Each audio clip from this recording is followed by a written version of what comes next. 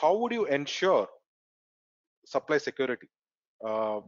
Just because the prices are down doesn't mean that there is supply, right? I mean, it's people intuitively think, okay, the prices have fallen, so I can now buy that easily, but that may not be the case.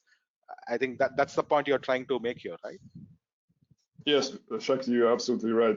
First of all, I'm sure that the majority of our today's audience will confirm that,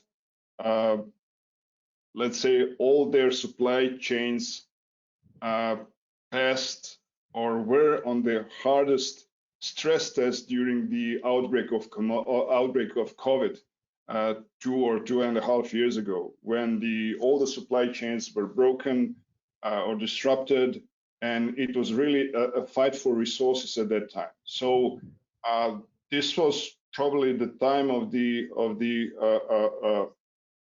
strongest disruption in supply chains in the last 30 or 40 years.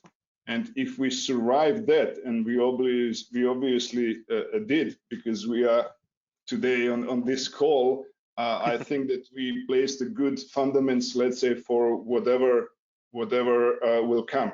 Of course, that was the time of fighting for resources, fighting for ensuring continuity of supply chains, and I'm sure that we all passed this test.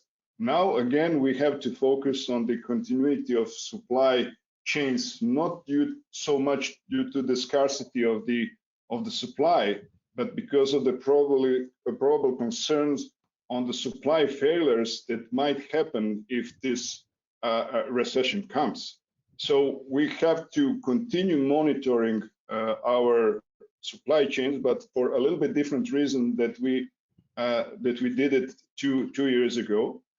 And not only to monitor our first tier of suppliers, but to be able to map and to monitor our entire end-to-end supply chains. First of all, we have to understand the structure of our supply chains in order to know exactly from where the goods are coming, who is the producer, where some goods is made or grown, and until the last, let's say, piece of this supply chain. And hopefully today we do have some advanced technologies that are helping us not only to structure the supply chains, but also to monitor end-to-end supply chains. So it will be really pity not to use the benefits of these advanced technologies, and by doing this, to minimize the chances of another disruption of supply chains.